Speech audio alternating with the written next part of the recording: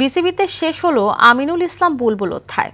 তাকে সরিয়ে ad hoc committee গঠন করে তাতে তামিম ইকবালকে সভাপতি করেছে জাতীয় ক্রীড়া পরিষদ। 11 সদস্যের এই কমিটি 3 মাসের মধ্যে নির্বাচন আয়োজন করবে। এদিকে দায়িত্ব গ্রহণ করে বিসিবির হারানো গৌরব ফিরিয়ে আনা ও দ্রুত সময়ের মধ্যে নির্বাচনের প্রত্যয় ব্যক্ত করেন নতুন সভাপতি তামিম ইকবাল। এদিকে নিজেকে বিসিবির একমাত্র বৈধ সভাপতি দাবি করে আমিনুল ইসলাম বুলবুল বলেন, তামিমের নেতৃত্বে কমিটি অবৈধ। এর বিস্তারিত দেখুন মুমসাদ দিনুরির রিপোর্টে। প্রতিবেদন জমা দেওয়া দুদিন না পেরোতেই ক্রীড়া পরিষদের অ্যাকশন। ভেঙে দেওয়া বিসিবির কমিটির বিরুদ্ধে কয়েক পাতার অভিযোগ প্রমাণিত হওয়ার খবর সহ নিজেদের সিদ্ধান্তের কথা আইসিসিকে জানিয়ে দিয়েছে এনএসসি। এই কমিটি ভেঙে দেওয়ার সিদ্ধান্ত আইসিসিকে জানানো হয়েছে। নতুন অ্যাডহক কমিটির 11 জনের প্রধান তামিম ইকবাল 3 মাসের মধ্যে এই কমিটি নির্বাচনের মাধ্যমে ক্ষমতা হস্তান্তর করবে নতুন কমিটির কাছে।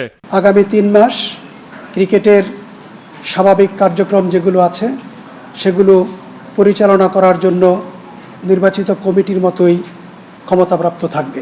গঠিত কমিটি কম্পিটেন্ট অথরিটি কর্তৃক পর্যালোচনা করা হয়েছে। পর্যালোচনার পরেই এই সিদ্ধান্তটি এসেছে। জাতীয় ক্রীড়া পরিষদ আইনের 21 ধারা অনুযায়ী এই পদক্ষেপটির কথা বলা হয়েছে। বিসিবির সর্বশেষ নির্বাচনে সাবেক ক্রীড়া উপদেষ্টা আসিফ মাহমুদের বিরুদ্ধে ওঠা অভিযোগের সবগুলোই প্রমাণিত হয়েছে। ক্ষমতার অপব্যবহার করেছেন আমিনুল ইসলাম বুলবুল।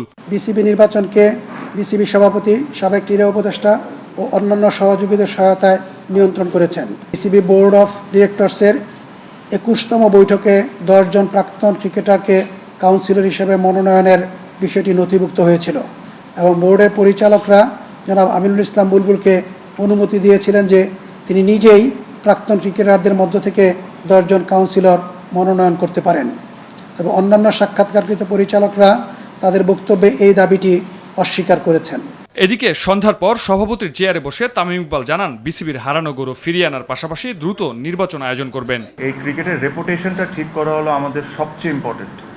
আমাদেরকে একটা দায়িত্ব দিয়ে আনা হয়েছে যে free and fair election held করা 3 মাসের মধ্যে। আমরা এটা যে আমাদেরকে যে দায়িত্ব দেওয়া হয়েছে, আমরা এই দায়িত্বটা যতটা অনেস্টিভাবে আমরা এই জিনিসটা করতে পারি আর যতটা দ্রুতভাবে আমরা এই জিনিসটা করতে পারি, আমরা এই জিনিসটাই করব।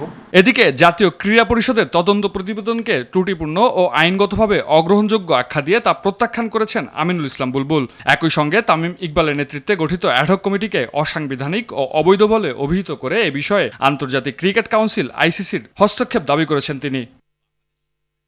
মুমসাদ দিনুরি, RTV, ঢাকা।